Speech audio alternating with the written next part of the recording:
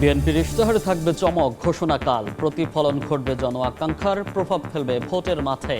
নয়াপল্টনে তারেক রহমানের শেষ নির্বাচনী জনসভা ৮ ফেব্রুয়ারি।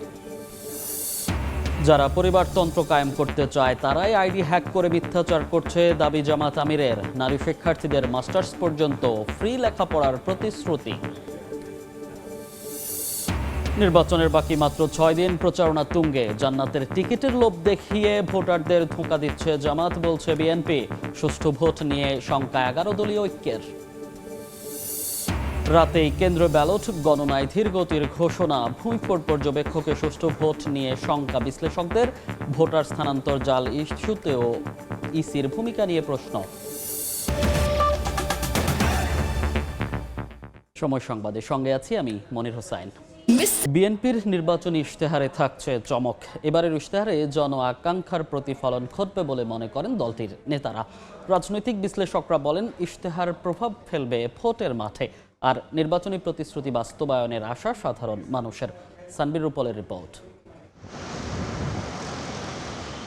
বহু প্রত্যাশার ত্রয়োদশ জাতীয় সংসদ নির্বাচন বাকি আর সপ্তাহখানেক। এরই মাঝে লড়াই জমে উঠেছে ভোটের মাঠে। রাজনৈতিক দলগুলো নানা প্রতিশ্রুতি নিয়ে এখন ভোটারদের দ্বারে।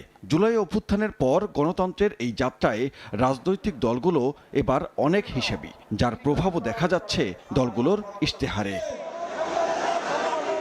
বর্তমান রাজনৈতিক বাস্তবতায় সাংগঠনিকভাবে দেশের সবচেয়ে বড় রাজনৈতিক দল বিএনপি। দলটি বলছে এবার ইশতেহারে তারা সমন্বয় করছেন দলের প্রতিষ্ঠাতা জিয়াউর রহমানের ১৯ দফা, বেগম জিয়ার ভিশন ২০৩০, সেই সাথে বিএনপির এখনকার ৩১ দফা। দল হিসেবে, জনসম্পৃক্ততা দল হিসেবে বিএনপি সবসময় চেয়েছে একটি বাস্তবমুখী এবং টেকসই নির্বাচনী ইশতেহার প্রণয়ন করতে, যেখানে আমাদের যে পরিকল্পনাগুলো থাকবে সেগুলো প্রত্যেকটাই শতভাগ বাস্তবায়নযোগ্য হয়। এমনভাবে দেশটাকে নতুনভাবে গড়ে তোলা, যেখানে দেশের প্রতিটি শ্রেণী এবং পেশার মানুষের অন্তর্ভুক্তিমূলক উন্নয়ন হবে, ভাগ্যের পরিবর্তন হবে। আমরা বিশ্বাস করি শতভাগ জন আকাঙ্ক্ষার প্রতিফলন ঘটবে এবং জনগণ আরও বেশি ক্ষমতায়িত হবেন, আর্থিকভাবে আরও বেশি স্বনির্ভর হবেন এবং রাষ্ট্রীয়ভাবে আমরা ইনশাআল্লাহ আরও বেশি সুরক্ষা নিশ্চিত করতে পারবো। বিএনপির ইশতেহারের ঝুলিতে থাকছে ফ্যামিলি কার্ড, কৃষি কার্ডের মতো বেশ কিছু প্যাকেজ আছে। চিকিৎসা, শিক্ষার মতো খাতগুলোতে ব্যাপক পরিবর্তনের ইঙ্গিত। মাহাদি আমিন বলছেন এবার বিএনপি সরকার গঠন করতে পারলে সর্বোচ্চ গুরুত্ব দেয়া হবে তরুণদের কর্মসংস্থানে, দূর করা হবে উন্নয়ন বৈষম্য। মেগা প্রজেক্ট, মেগা করাপশন, এই সংস্কৃতি থেকে আমরা বেরিয়ে আসতে চাই। সুতরাং সেই সব উদ্যোগে গ্রহণ করব যেখানে সত্যিকার অর্থে জনমানুষ উপকৃত হয় এবং গ্রামীণ পর্যায় পর্যন্ত, তৃণমূল পর্যায় পর্যন্ত যেন প্রত্যেকে আরও বেশি ক্ষমতায়িত হন। রাজনৈতিক বিশ্লেষকরা বলছেন দলগুলোর ইশতেহারে জনগণের মৌলিক অধিকারের বিষয়গুলো কতটুকু গুরুত্ব দেয়া হচ্ছে তা গুরুত্বপূর্ণ। তারা মনে করেন দুর্নীতি রোধ, সুশাসনের প্রতিশ্রুতি ভোটারদের কাছে টানবে। প্রধানমন্ত্রী এবং মন্ত্রীরা যে শপথ নেবে, সঙ্গে সঙ্গে আমাদের প্রতি তাদের যে অ্যাকাউন্টেবিলিটি হয়ে গেল, সেই অ্যাকাউন্টেবিলিটি তাদের বজায় রাখতে হবে এবং জনগণের কাছে জবাবদিহিতা প্রতি মোমেন্টে, প্রতিদিনে, প্রতি ঘন্টায় তাদের দিতে হবে। রাজনৈতিক বিশ্লেষকরা বলছেন শুধু প্রতিশ্রুতি নয়, থাকতে হবে ইশতেহারের বাস্তবায়নের সুনির্দিষ্ট রূপরেখা। সানবির রূপল, সময় সংবাদ, ঢাকা। আগামী ৮ ফেব্রুয়ারি নয়াপল্টনে বিএনপির শেষ নির্বাচনী জনসভায় বক্তব্য রাখবেন দলটির চেয়ারম্যান তারেক রহমান।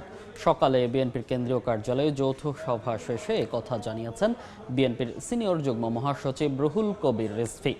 ৮ ফেব্রুয়ারি দুপুরে শেষ নির্বাচনী জনসভায় প্রধান অতিথি হিসেবে বক্তব্য দেবেন বিএনপি চেয়ারম্যান তারেক রহমান। শান্তিপূর্ণ নির্বাচনের প্রত্যাশা ব্যক্ত করে রিজভী বলেন, ধানের শীষ শুধু প্রতীক নয়, মানুষের আবেগ। তা ধারণ করেই ভোট দেবে জনগণ। আমাদের সর্বশেষ জনসভা, যেখানে প্রধান অতিথি হিসেবে দলের চেয়ারম্যান জনাব তারেক রহমান সাহেব উপস্থিত থাকবেন, ৮ই ফেব্রুয়ারি রবিবার হচ্ছে। হ্যাঁ, ভেন্যু একই থাকবে, এই পার্টি অফিসের সামনে। এদেশের জনগণ ধানের শীষকে শুধুমাত্র একটি প্রতীক মনে করে না, এদেশের জনগণ ধানের শীষকে একটি আবেগ মনে করে। এই আবেগেই ধারণ করেই এদেশের জনগণ ধানের শীষ প্রতীকে আগামী ১২ই ফেব্রুয়ারি ভোট দেবে। যারা পরিবারতন্ত্র কায়েম করতে চায় তারাই আইডি হ্যাক করে মিথ্যাচার করছে বলে দাবি করেছেন জামাতের আমির ডাক্তার শফিকুর রহমান। বলেন, এবার ৫৪ বছরের অপশাসনকে প্রত্যাখ্যান করবে জনগণ। উত্তরের জেলা নওগাঁয় নির্বাচনী জনসভায় নারীদের মাস্টার্স পর্যন্ত বিনামূল্যে লেখাপড়ার প্রতিশ্রুতি দেন। উত্তরাঞ্চলকে কৃষি শিল্পের রাজধানী হিসেবে গড়ে তোলার পাশাপাশি বেকার ভাতা নয়, যুবকদের হাতে কাজ তুলে দেওয়ার আশ্বাস দেন জামাত আমির।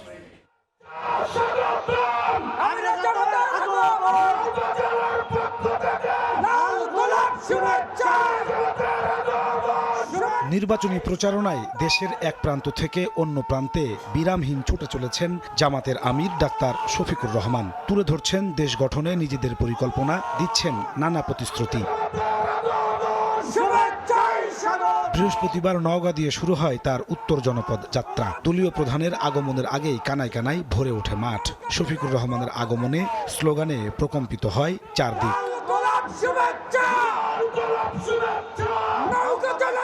বক্তব্যে জামাত আমির বলেন, যারা পরিবারতন্ত্র কায়েম করে দেশকে গোলাম বানাতে চায় তারাই তার এক্স আইডি হ্যাক করে মিথ্যাচার করছে। 11 দলীয় জোট ক্ষমতায় গেলে মাস্টার্স পর্যন্ত নারীদের পড়ালেখার খরচ সরকার বহন করবে বলে প্রতিশ্রুতি দেন তিনি। সম্পূর্ণ মিথ্যা, জালিয়াতি। আমার এক্স আইডি হ্যাক করে যারা এই দেশে জনগণের সরকার চায় না, যারা দলীয় পারিবারিক গোষ্ঠীতান্ত্রিক সরকার চায়, যারা এই দেশকে গোলাম বানিয়ে রাখতে চায়, তারা আমার উপরে মিসাইল নিক্ষেপ করেছে। ছাত্রীদের জন্য আমাদের অঙ্গীকার, মাস্টার্স পর্যন্ত তারা সম্পূর্ণ সরকারি খরচে লেখাপড়া করবেন ইনশাআল্লাহ। জামাত আমির বলেন, সরকার গঠন করলে ভাতা নয়, যুবকদের হাতে তুলে দেওয়া হবে কাজ, আর কাউকে দেশের সম্পদ লুট করতে দেবে না তারা। আজকে বেকার ভাতা দেওয়ার প্রশ্ন উঠছে কেন? তারা তো সেদিন দাবি করেছিল আমরা হাতে হাতে কাজ চাই, আমাদেরকে কাজ দেন। আমরা যুব সমাজকে কথা দিচ্ছি ইনশাআল্লাহ তাদেরকে শিক্ষা আর পর্যাপ্ত প্রশিক্ষণ দিয়ে তাদের হাতগুলোকে দেশ গড়ার কারিগরের হাত হিসাবে আমরা মজবুত করে দেব ইনশাআল্লাহ। পরে চাঁপাইনবাবগঞ্জে জনসভায় যোগ দিয়ে জামাত আমির বলেন, 12 ফেব্রুয়ারি পুরনো রাজনীতিকে লাল কার্ড দেখাবে দেশের মানুষ। জাফলং থেকে সুন্দরবন, টেকনাফ থেকে তেতুলিয়া, সকল জায়গায় আজকে মুক্তির পক্ষে, ন্যায়ের পক্ষে, ইনসাফের পক্ষে, মানবিক বাংলাদেশের পক্ষে গণবিভাগ সৃষ্টি হয়েছে। মানুষ বিগত 54 বছরের শাসন হোক আর অপশাসন হোক তা দেখেছে। ওইটা দেখতে দেখতে ক্লান্ত হয়ে পড়েছে। এবার বাংলাদেশের জনগণ পরিবর্তন চায়। মহানন্দা নদীর নাব্য ফেরানো সহ চাঁপাইনবাবগঞ্জকে আম শিল্প নগরী করার প্রতিশ্রুতি দেন জামাত আমির। নাজমুস সালেহী, সময় সংবাদ। সারা দেশে নির্বাচনী প্রচারণা তুঙ্গে, অভিযোগ পাল্টা অভিযোগে চলছে প্রচার যুদ্ধ। জান্নাতের টিকিটের লোভ দেখিয়ে ভোটারদের ধোঁকা দিচ্ছে জামাত, এমন অভিযোগ বিএনপির। আর প্রচারণার মাঠে বাধা দেওয়ার অভিযোগ তুলে সুষ্ঠু ভোট নিয়ে শঙ্কা জানিয়েছে 11 দলীয় ঐক্য।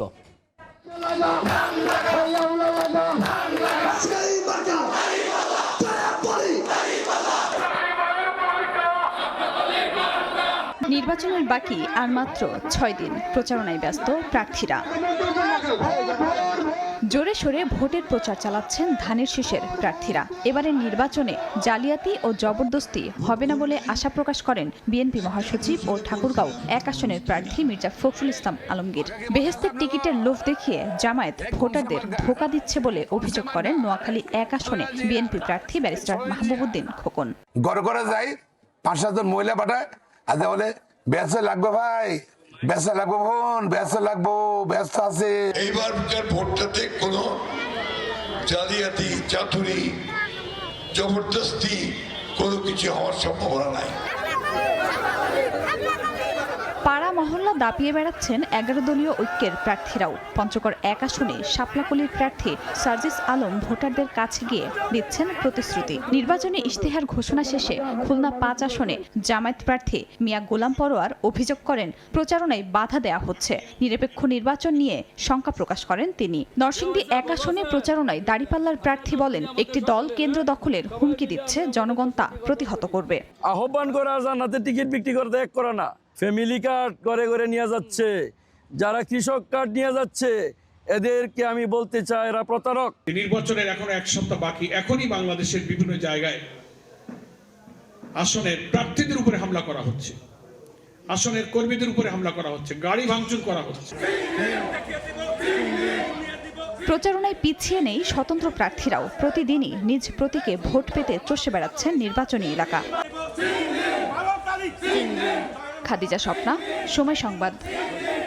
পরিবর্তে রাতেই ভোট কেন্দ্র ব্যালট, ভোট গণনায় ধীরগতির ঘোষণা, জাল সিল তৈরি, ভোটার স্থানান্তর এবং কিছু ভূমিফোট প্রতিষ্ঠানকে পর্যবেক্ষক নিয়োগের অনুমতিতে সুষ্ঠু নির্বাচন নিয়ে শঙ্কা প্রকাশ করেছেন বিশ্লেষকরা। এ বিষয়ে ইসি ব্যবস্থা নিয়ে সুষ্ঠু ভোট আয়োজনের মতো উদাহরণ সৃষ্টি করতে পারেনি বলে উল্লেখ করেন বক্তারা। ছাত্র জনতার গণ অভ্যুত্থান পরবর্তী ত্রয়োদশ জাতীয় সংসদ নির্বাচন নিয়ে সাধারণ মানুষের প্রত্যাশা অনেক। বাংলাদেশ রাষ্ট্রের ভবিষ্যৎ গতিপথ নির্ধারণী এই নির্বাচন কি সুষ্ঠু হচ্ছে নাকি ভোট কারচুপির শঙ্কা আছে? এই প্রশ্নের উত্তর খুঁজতেই বৃহস্পতিবার রাজধানীর কারওয়ান বাজারের ডেইলি স্টার ভবনে আলোচনা সভার আয়োজন করে Bangladesh research analysis and information network brain. বক্তারা বলেন, বেশ কিছু সংসদীয় আসনে ভোটার স্থানান্তরিত করা হয়েছে। কি কারণে এটি করা হয়েছে তা এখনো অজানা। নির্বাচন কমিশন এই বিষয়গুলোতে তারা যাতে কোনোভাবেই প্রশ্নবিদ্ধ না হন, কারণ প্রশ্নবিদ্ধতার অনেকগুলো সুযোগ তৈরি হয়েছে। নির্বাচন কমিশন ইতিমধ্যেই বিভিন্ন পদক্ষেপের মাধ্যমে প্রশ্নবিদ্ধ হয়েছেন। এই প্রশ্নবিদ্ধতা থেকে যদি তারা বেরিয়ে আসতে চান তাহলে এই বিষয়গুলো সম্পর্কে দ্রুত কার্যকরী ব্যবস্থা নিতে হবে। ইতিমধ্যেই ভোট কেন্দ্রে রাতেই ব্যালট নেবার সিদ্ধান্ত হয়েছে। গোলটেবিল সংলাপে বক্তারা অভিযোগ করে বলেন, ভোরে না নিয়ে রাতেই ব্যালট নেবার সিদ্ধান্তে সুষ্ঠু নির্বাচন নিয়ে শঙ্কা তৈরির সুযোগ সৃষ্টি হয়েছে। রাতে কেন ব্যালট পেপার স্থানান্তর করতে হবে? এটার যুক্তিটা কি? সকালে কেন না? রাতে ব্যালট পেপার স্থানান্তর মানে তখন আপনাকে নিরাপত্তা দিতে হবে। স্থানান্তরের সময় নিরাপত্তা, যেখানে ব্যালট পেপার নেওয়া হবে, যেখানে নেওয়া হবে সেখানকার নিরাপত্তা, এবং রাতের নিরাপত্তা দিনের নিরাপত্তার চেয়ে কঠিন। 2018 সালে ভোটে দুপুর 11টার দিকে, সকাল 11টার দিকে যখন ভোট কেন্দ্রে গেলাম, যাওয়ার পরে লাইনে দাঁড়ানোর পরে শোনা গেল যে আমার ভোট দেওয়া হয়ে গিয়েছে। তো এই যে অভিজ্ঞতার মধ্য দিয়ে স্বাধীনতার 50 বছরের ব্যবধানে কিন্তু অভিজ্ঞতার খুব বেশি বদল হয় নাই যে ভোট দেওয়ার ক্ষেত্রে। তো কিন্তু এর পরিণতি যেটা হয়েছে যে যারাই ভোটাধিকার নিয়ে, বাংলাদেশের মানুষের ভোটাধিকার নিয়ে যারাই টালবাহানা করেছে তাদের পরিণতি কিন্তু খুব ভালো হয় নাই। ভোট দেবার সিল উদ্ধার হলো, কিন্তু কমিশনের পক্ষ থেকে জোরালো কোনো উদ্যোগ নেই বলেও অভিযোগ করেন বক্তারা। ভোট দেওয়ার সিলটা আসলে কেন পাওয়া যাবে? এটা খুবই অ্যালার্মিং ব্যাপার হয়ে দাঁড়াচ্ছে। এটা আমাদের একটু মাথায় রাখতে হবে। বিশেষ একটা রাজনৈতিক দল এটার সাথে জড়িত এবং তারা এটা একরকম অ্যাকনলেজও করেছেন। In a sense I appreciate that. যিনি অভিযুক্ত হয়েছেন নেতা, তাকে তারা বহিষ্কার করেছেন। এখন এটা মাথায় রাখতে হবে যে এটা কি শুধুমাত্র স্থানীয়ভাবে একজন নেতা করছেন নাকি এটার কোনো না কোনো রকমের প্ল্যানের অংশ। তারা বলেন, পর্যবেক্ষক নিয়োগ নিয়েও নানা ধরনের অভিযোগ আছে। বিশেষ করে এই নির্বাচনে মোট স্থানীয় পর্যবেক্ষক 55,500, এর মধ্যে 16টি প্রতিষ্ঠানই নিয়োগ দিচ্ছেন অন্তত 70% পর্যবেক্ষক। নির্বাচন কি হবে, কেমন হবে তা ডিজাইন করে ফেলা যায়। 12 ফেব্রুয়ারি নির্বাচন সুষ্ঠু হওয়া ছাড়া বিকল্প নেই। তাই সব পক্ষের উদ্যোগী হয়ে সুষ্ঠু নির্বাচন আয়োজনের তাগিদ দেন বক্তারা। সেক্ষেত্রে নির্বাচন কমিশনের আরো বেশি দায়িত্বশীল হবার তাগিদ দেন তারা। খাতিকুর রহমান তামাল, সময় সংবাদ, ঢাকা। আন্দোলনে আশুলিয়ায় 6 লাশ পোড়ানো সহ 7 জনকে হত্যা মামলায় সাবেক এমপি সাইফুল সহ 6 আসামির মৃত্যুদণ্ড দিয়েছেন আদালত। দুপুরে আন্তর্জাতিক অপরাধ ট্রাইব্যুনাল এ রায় ঘোষণা করেন। রায়ে সাবেক অতিরিক্ত পুলিশ সুপার আবদুল্লাহিল কাফি সহ 7 জনকে যাবজ্জীবন কারাদণ্ড দেওয়া হয়েছে। 2 জনকে দেওয়া হয়েছে 7 বছর করে কারাদণ্ড। আর খালাস পেয়েছেন রাজসাক্ষী সাবেক এসআই শেখ আফজালুল হক। আশরাফুর, তানজিল মাহমুদ, বায়েজিদ বুস্তামি ও আবুল হোসেন। বৃহস্পতিবার আলোচিত এ মামলার রায় ঘোষণা করেন আন্তর্জাতিক অপরাধ ট্রাইব্যুনাল। রায়ে সাবেক এমপি সাইফুল ইসলাম সহ 6 জনকে মৃত্যুদণ্ড দেয়া হয়। যাবজ্জীবন কারাদণ্ড দেয়া হয়েছে সাবেক অতিরিক্ত পুলিশ সুপার আবদুল্লাহিল কাফি সহ 7 জনকে। 2 জনকে দেয়া হয়েছে 7 বছর করে কারাদণ্ড। আর রাজসাক্ষী হওয়ায় খালাস পেয়েছেন আশুলিয়া থানার সাবেক এসআই শেখ আফজালুল হক। লাশ পুড়িয়ে দেওয়া হয়েছে, লাশগুলা বিকৃত হয়েছে, স্বজনরা তাদের লাশ চিনতে পারেনি। আধুনিক প্রযুক্তি এবং স্থানীয় সাংবাদিক, তার প্রতি আমরা কৃতজ্ঞ। তার এই ভিডিও প্রকাশের কারণেই আমরা এই তথ্যগুলো আমাদের সামনে আসছে, যার কারণে আমরা তাদেরকে বিচারের আওতায় আনতে পেরেছি। জুলাই আগস্টের হত্যাযজ্ঞের মামলায় আন্তর্জাতিক অপরাধ ট্রাইব্যুনালের এটি 3য় রায়। এর আগে শেখ হাসিনা, আসাদুজ্জামান খান কামাল ও সাবেক আইজিপি চৌধুরী আবদুল্লাহ আল মামুনের রায় ঘোষিত হয়েছে। রায় ঘোষণা করা হয়েছে চাংখারপুলে 6 জনকে হত্যা মামলার। সানবীর রূপল, সময় সংবাদ, ঢাকা। চট্টগ্রাম বন্দরে নৌ পরিবহন উপদেষ্টার গাড়ি আটকে বিক্ষোভ করেছেন শ্রমিক কর্মচারীরা। বেলা 11টার কিছু আগে বন্দরের কার্যক্রম পরিদর্শন শেষে বের হওয়ার সময় উপদেষ্টার গাড়ি আটকে দেন শ্রমিকরা।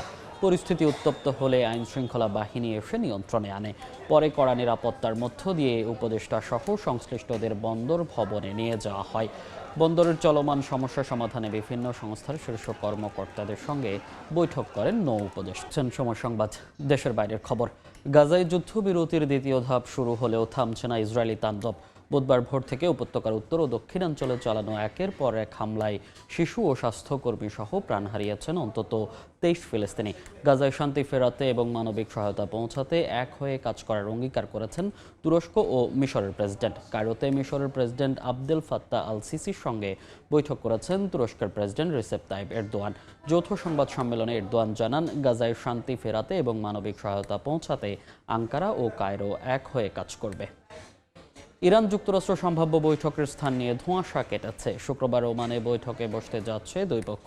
প্রথমে ইস্তাম্বুলে বৈঠকের কথা থাকলেও তেহরানের প্রস্তাবের পর স্থান পরিবর্তন করা হয়েছে। তবে ওয়াশিংটন পরমাণু ক্ষেপণাস্ত্র মানবাধিকার ইস্যুতে আলোচনা করতে চাইলেও ইরান কেবল নিষেধাজ্ঞা প্রত্যাহারের বিষয়ে কথা বলতে আগ্রহী। এরই মধ্যে কাতার, তুরস্ক ও মিশর মধ্যস্থতাকারী হিসেবে একটি খসড়া প্রস্তাব দিয়েছে। এতে 3 বছরের জন্য ইউরেনিয়াম সমৃদ্ধকরণ বন্ধ ও মজুদ বিদেশের পাঠানোর বিনিময়ে যুক্তরাষ্ট্র ইরান অনাক্রমণ চুক্তির প্রস্তাব করা হয়েছে। সময় সংবাদ, খেলার খবর। বাংলাদেশের পাশে দাঁড়াতে ভারতে ম্যাচ বয়কটের সিদ্ধান্ত নিয়েছে পাকিস্তান। এর আগে সামাজিক যোগাযোগ মাধ্যমে ভারতে ম্যাচ বয়কটের কথা জানালেও এবার প্রথমবার মতো আনুষ্ঠানিকভাবে কারণ জানিয়েছে পাকিস্তান। পাকিস্তানের মন্ত্রিসভায় ভারতে ম্যাচ বয়কটের সিদ্ধান্তকে উপযুক্ত বলে আখ্যায়িত করেছেন দেশটির প্রধানমন্ত্রী শাহবাজ শরীফ। এদিকে পাকিস্তানের এমন সিদ্ধান্তে সামাজিক যোগাযোগ মাধ্যমে এক পোস্টে পাকিস্তানকে ধন্যবাদ জানিয়েছেন যুব ও ক্রীড়া উপদেষ্টা আসিফ নজরুল। এ পর্যায়ে শীর্ষ সংবাদগুলো জানিয়ে দিচ্ছি আরেকবার। বিএনপির ইশতেহারে থাকবে চমক, ঘোষণা কাল। প্রতিফলন ঘটবে জন আকাঙ্ক্ষার, প্রভাব ফেলবে ভোটের মাঠে। নয়াপল্টনে তারেক রহমানের শেষ নির্বাচনী জনসভা 8 ফেব্রুয়ারি। যারা পরিবারতন্ত্র কায়েম করতে চায় তারাই আইডি হ্যাক করে মিথ্যাচার করছে, দাবি জামাত আমিরের। নারী শিক্ষার্থীদের মাস্টার্স পর্যন্ত ফ্রি লেখাপড়ার প্রতিশ্রুতি। এই ছিল বিকেল 3টার সময় সংবাদে। এরপর আন্তর্জাতিক সময়ের সঙ্গে থাকবেন সহকর্মী ওমর ইনাম। ধন্যবাদ মনির। আন্তর্জাতিক সময় নিয়ে আসছি কিছুক্ষণ পর, সঙ্গে থাকুন সময়ের।